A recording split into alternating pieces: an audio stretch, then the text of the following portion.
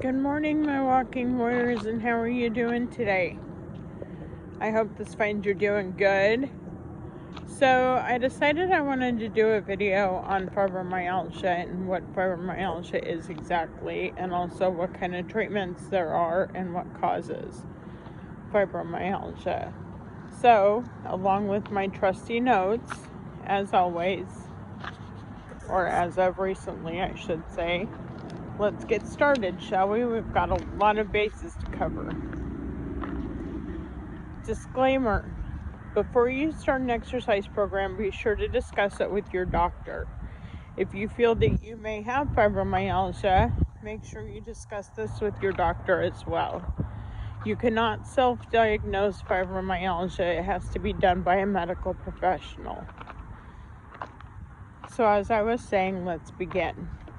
Fibromyalgia is defined as a disorder characterized by widespread musculoskeletal pain accompanied by fatigue, sleep issues, memory, and mood issues. Researchers believe that fibromyalgia amplifies painful situations by affecting your brain and spinal cord process painful and non-painful signals. Basically, to break it down, it hurts. It hurts bad. When I first had my first fibromyalgia flare-up, I had just given birth to my son 6 weeks before. And I was laying in a hospital bed because he was in the hospital, not because I was in the hospital.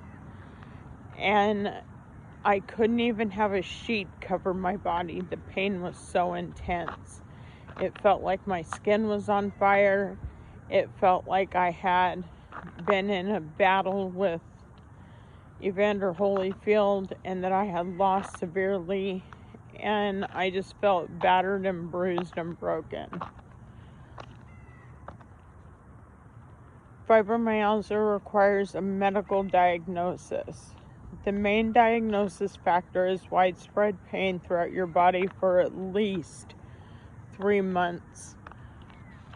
Now, this is 3 months in a row, not a month here, a month there. It's 3 months in a row, which is very painful. In order to meet the criteria, you must have pain in at least 4 out of 5 of these areas. Your left upper region, which is your shoulder, arm, and jaw. Your right upper region, which is your shoulder, arm, or jaw. Your lower left region, which is your hip, leg, and buttock. Your lower right region, which is your hip, leg, or buttock.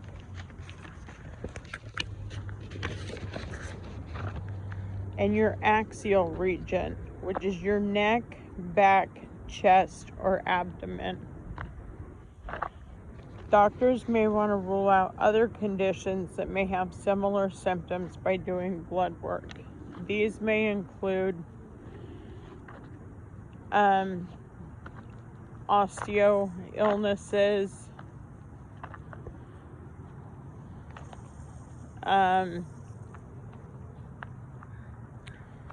it's right on the tip of my tongue. Anyways, there's other illnesses, thyroid diseases. There's other illnesses that you can deduce out of the circumstances by doing blood work. There is no cure for fibromyalgia, but there are treatments to help minimize symptoms and improve general health. Minimize, not minimize, minimize. Pain relievers, both over-the-counter and prescribed pain relievers, can help, like Aleve, ibuprofen, Tylenol. If those don't work, some doctors have resorted to prescribing painkillers, muscle relaxers. I myself am on Aleve, a pain medication, and a muscle relaxer. Antidepressants like Cymbalta and Cybella may help ease the pain and fatigue. And again, also muscle relaxers. I've been on Cymbalta. I believe I was on Cybella.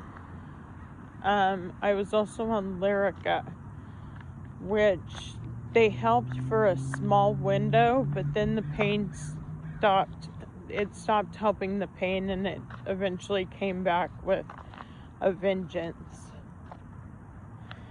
Anti-seizure drugs like Neurotins. Lyrica is an anti-seizure medication. It helps reduce the pain.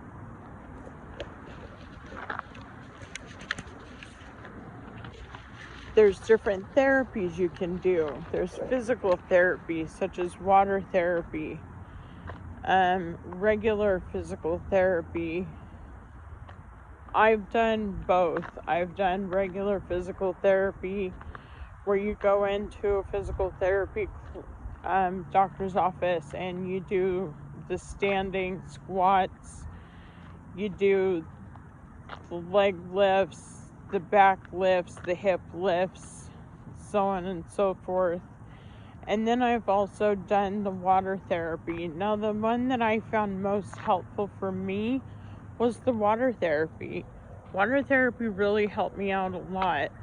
Not only being in the pool takes pressure off of your joints and off of your bones and off of your musculoskeletal section of your body, which is your whole body, but it makes you feel weightless. The only problem that I found with that is when you get out of the pool, it really does hurt to get out of the pool because all that weight comes rushing back. There's occupational therapy, which can help you make adjustments to your work area or the way you perform certain tasks. Occupational therapists are there they can come into your work situation and say, okay, you need a different kind of chair, a more ergonomical chair, or you need an ergonomically correct keyboard. They also can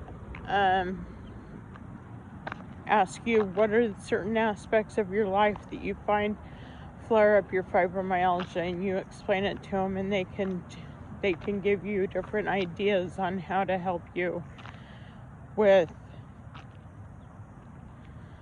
how to make it more comfortable to live with, and so on and so forth. Counseling. Did you know talk therapy can help you? Talk therapy actually helps reduce stress, which helps reduce flare-ups. I do talk therapy still to this day every week. I have a really good therapist that I see. He specializes in pain and central nervous system issues and musculoskeletal issues. And he's just a really great therapist. So keep that in mind. Talk therapy can help you when it comes to your fibromyalgia. Fibro symptoms. Widespread pain, described as a constant dull ache lasting 3 months or longer. Fibromyalgia pain is not like any other pain. I have many friends who have fibromyalgia, and the pain varies. I'll hear some of my friends say, well, it feels like I have an elephant sitting on my chest, or an elephant sitting on my back, or it feels like I've had a stampede of zebras go over my whole entire body. Like I said, I felt like I had been in a boxing match with Evander Holyfield. I felt like I had gone about 15 to 20 rounds with him. You have a chronic, constant, dull ache. And it's not a normal dull ache. It's not just one of those annoying dull aches. It is very severe.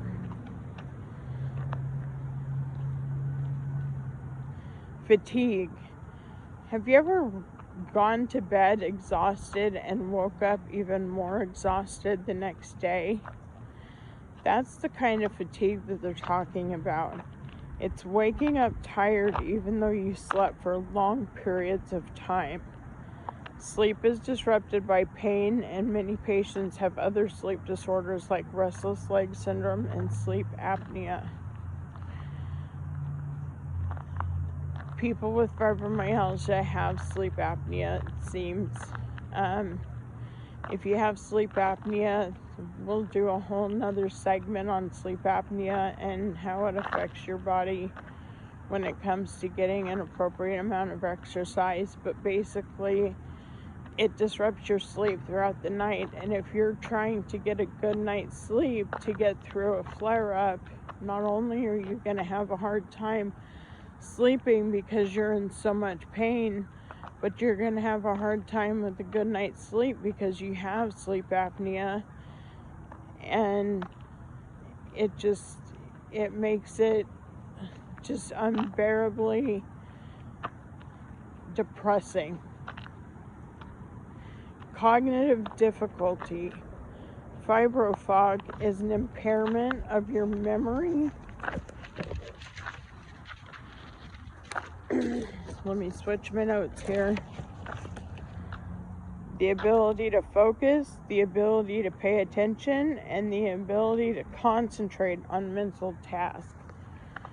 You remember, for those of my female viewers that have children, you remember pregnancy brain, where you just couldn't focus and you felt like you couldn't remember short-term stuff, you were having a hard time focus, you felt like you were a dead half the time you were pregnant.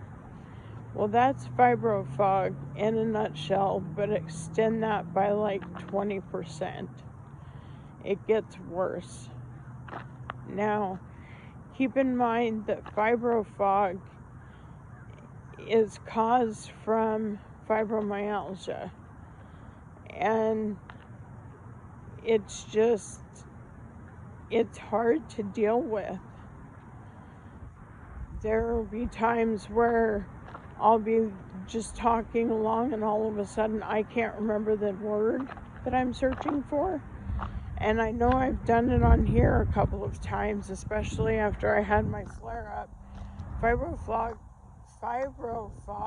can actually happen when you're not in a flare-up, or it can happen really bad when you are in a flare-up. Fibromyalgia co-occurs with other conditions such as irritable bowel syndrome. I too have irritable bowel syndrome, and it's not fun. Constant stomach cramps, you get really bad bloated, you get diarrhea, you feel as if you've got a constant stomach ache. It's just not a fun experience to have. I take a medication for my IBS that helps keep it in check. There are certain foods that I still to this day cannot eat, like anything corn. I can't have popcorn, I can't have cornbread, I can't have corn itself because it really flares up my IBS. So the doctor told me to just consider it as if I'm allergic to corn, because since it does such a number on my digestive system, I might as well just tell people I'm allergic to corn. Chronic fatigue syndrome. This is where you're tired all the time. You feel like just to get up to go to the bathroom will take all the energy out of you. You stay in bed for long periods of time and long stretches, and you have a hard time with just being able to function. You stay in bed for, say, 18 hours, and you go to get up to go to the bathroom, and you literally feel like you have to be poured out of the bed onto the floor just to crawl along the floor just to get to the bathroom because you are so exhausted, but somehow you find the strength to get there. Migraines and other headaches. Has any of my followers had migraines? They're not fun. Migraines are the worst and the most horrible feeling that your head can have. It feels like your head has been put in a vice. Interstitial cystitis or painful bladder syndrome. I don't know if I said that right. Interstitial cystitis or painful bladder syndrome. Now, I'm not exactly sure what this is because this is one thing that I haven't been diagnosed with. This is one thing that I don't have any experience with. So maybe if one of my followers or viewers has experienced this, you could leave a comment in the comments below just to explain what it is exactly. Even if you've never experienced it, but you do know what it is, it would be great if you could leave a message in the comments because I honestly have no idea what that is. But I'm assuming it's something to do where your bladder feels intense pain, but I'm not sure.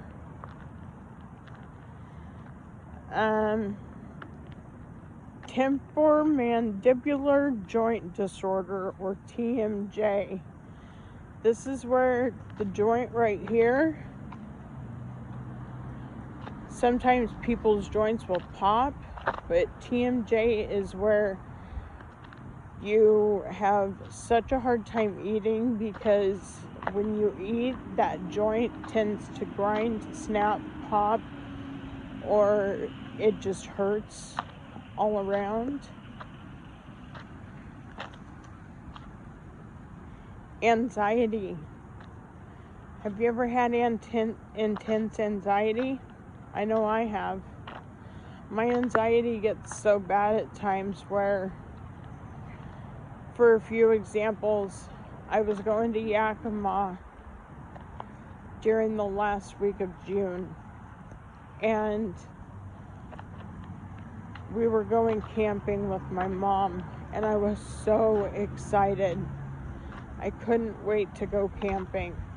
But then my anxiety kicked in and I started thinking, oh my God, what happens if a forest fire breaks out though?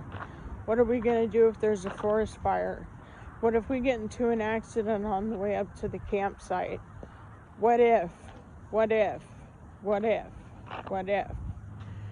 And this is anxiety at its finest, where you get behind the wheel of a car, you're totally competent in driving, you've been doing it for 20 plus years. You get behind the wheel of a car and your mind starts rolling. What if? What if I get into an accident? What if I roll the car? What if I hit the person in front of me? What if the person in front of me that I hit is pregnant? What if I cause some damage to somebody? What if somebody hits me? And it's just a never-ending cycle of intense anxiety issues going on. This is how bad anxiety can get with fibromyalgia, or any mental health illness for that matter. Postural tachycardia syndrome. I'm not exactly sure what this is either. I know tachycardia is kind of a wonky heart rhythm. I don't know if this means that the postural side of your heart develops a wonky heart rhythm or what's going on, or if that's even close to it. Again, if you know what this is talking about, please leave a comment in the comment section letting me know. And depression. Now, depression is a huge thing with people with fibromyalgia. They get to the point where they feel like they don't want to live anymore. Also, suicidal. you can become intensely suicidal from having fibromyalgia, because you figure it hurts too much to live. You just want to end it all. And nobody can put you at fault for that. Nobody can point fingers at you and say, oh, you're just being too overly dramatic. And if they do, how would they know? They don't live with it. Unless somebody lives with the same situations you do, they'll never know. So keep that in mind. Depression is huge with fibromyalgia because you hurt all the time. Causes. Now, there are a few causes that they feel may cause fibromyalgia, but the honest truth is they aren't 100% certain. So the first cause that they believe is a cause is genetics, because it tends to run in families, therefore it may be considered genetic mutations that may make you more susceptible to develop or aggravate fibro. I know in my family, my mother might possibly have fibromyalgia. She's never formally been diagnosed, but she does have some of the symptoms. But my cousin and I both have fibromyalgia, and we've got another couple family members that have fibromyalgia. So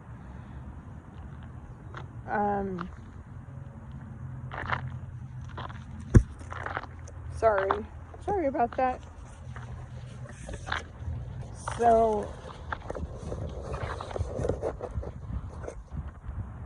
it could be that.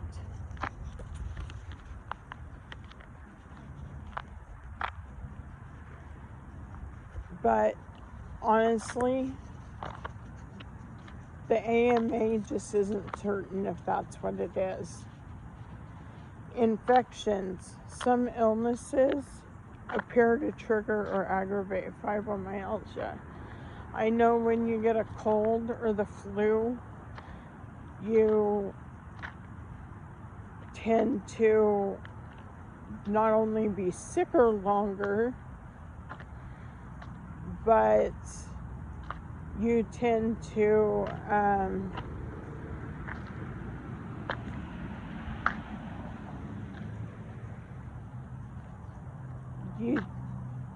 it tends to flare up your fibromyalgia. Now, usually, I want to throw this out there. It goes back and forth whether or not fibromyalgia is considered an autoimmune disorder. From some things I've read, it says that it is, and from other things I've read, it says that it isn't. I've looked up the list of the AMA definitions and list of autoimmune disorders, and it's not listed on there, but polymyalgia is, which is considered to be kind of a form of fibromyalgia. Polymyalgia is just different aspects of pain levels and where the pain receptor sites are, but it's listed as an autoimmune disorder. And autoimmune disorders, when you get sick, you tend to stay sick for a very long time. And I know when I get a cold or when I get the flu,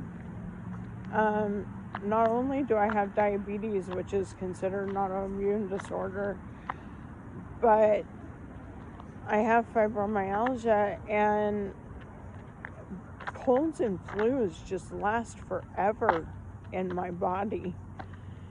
They just totally take their dear sweet old time, and they just don't go away anytime soon. So it's unknown if fibromyalgia is an autoimmune disorder. Physical or emotional events. Fibro can sometimes be triggered by a physical event such as a car accident, also prolonged psychological stress.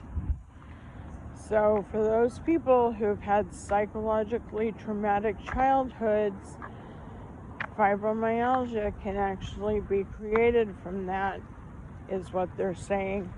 Also, if you've been in a pretty bad car accident before, and say you got whiplash or anything else, they say that that can cause fibromyalgia as well. Risk factors. Risk factors for fibromyalgia includes your gender. Diagnosis is more often in women than in men. Your family history. You'll be more likely to develop fibro if a parent or sibling also has the condition. And other disorders. If you have osteoarthritis, rheumatoid arthritis, or lupus, you may be more likely to develop fibromyalgia. Lupus, that's what I was trying to think of earlier in the video when we were talking about blood work. Remember that? And I said there's another disorder that I can't remember the name of it. Well, it's lupus. Lupus can be detected through blood work.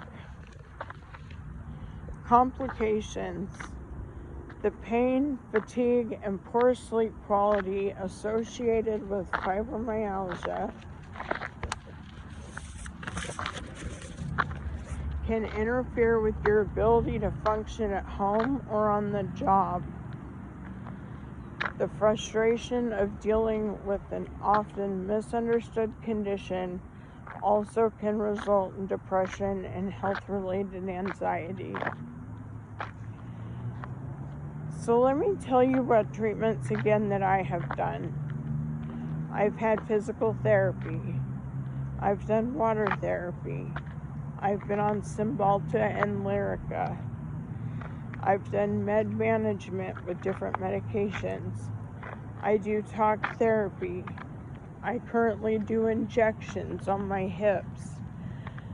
Because I found out I also have bursitis in my hips.